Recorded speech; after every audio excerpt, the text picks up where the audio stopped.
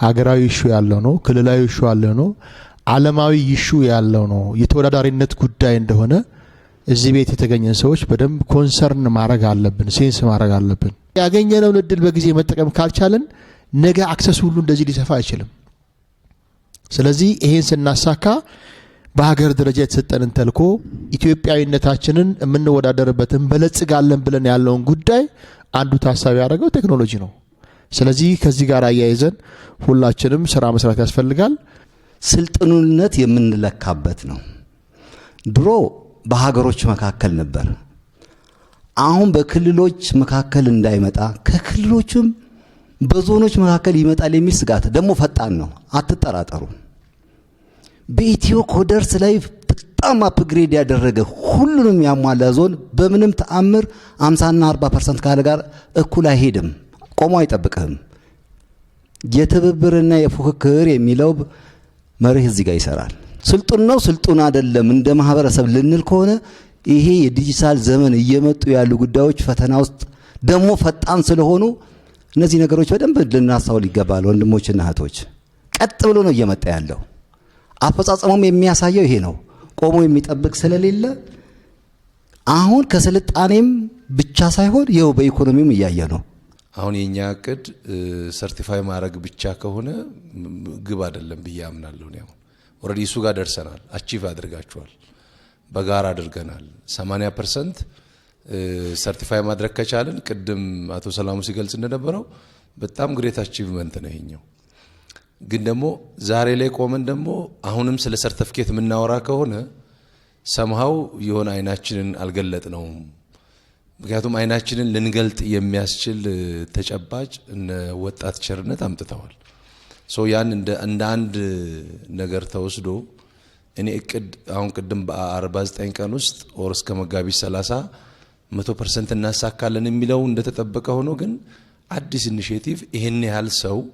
ወደ ስራ ማስገባት የሚል የእቅድ አካል መሆን አለበት ተከልሶ እድሉ በጊዜም በቁጥርም የተገደበ ስለሆነ ዋንስ ከጊዜ በኋላ ይሄንን እድል መልሰን የማናገኝበት ስለሆነ ከዚህ ጋር በደንብ ተሻምተን መሄድ አለብን የሚለውን ጥቅል ሐሳብ ለማንሳት ነው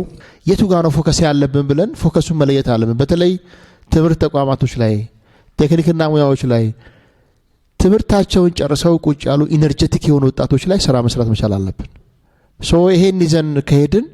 እኔ የምንወዳደርበት እድል ማስፋት በጣም ብዙ ቻንሶች ይኖሩናል እንደኛ ደግሞ እንደ መንግስት ኮሙኒኬሽን ሁለት ተልዕኮ አለብን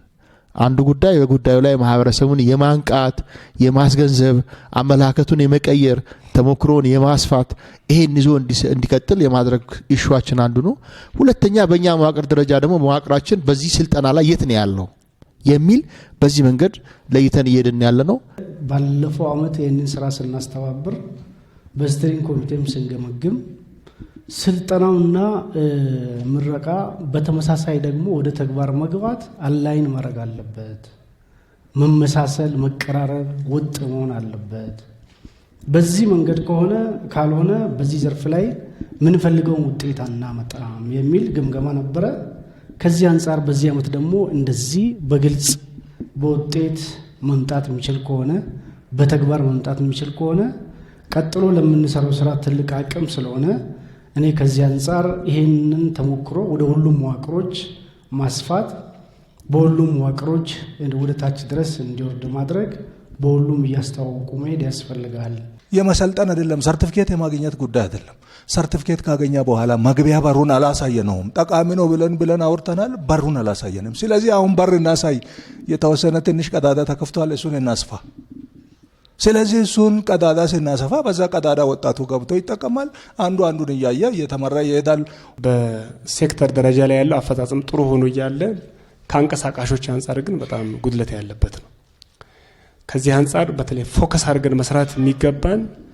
በማኒፋክቸሪንግ ዘርፍ ላይ የተሰማሩ ኢንተርፕራይዞች እንዲሁም ደግሞ ከተማ ላይ ያሉ አንቀሳቃሾችን ለይቶ በመደገፍ አንዱ ጥቅሙ ለራሳቸው ስለሆነ ሁለተኛ ምርታማነትን የሚያሳድጉ ስለሆነ ከዚህ አንፃር በደንብ ትኩረት አድርገን መስራት ይኖርብናል የሚለውን ሐሳብ የኛ ሴክተር አመራሮችም እዚህ ስላሉ ይህን ወስደን መስራት አለብን። ያው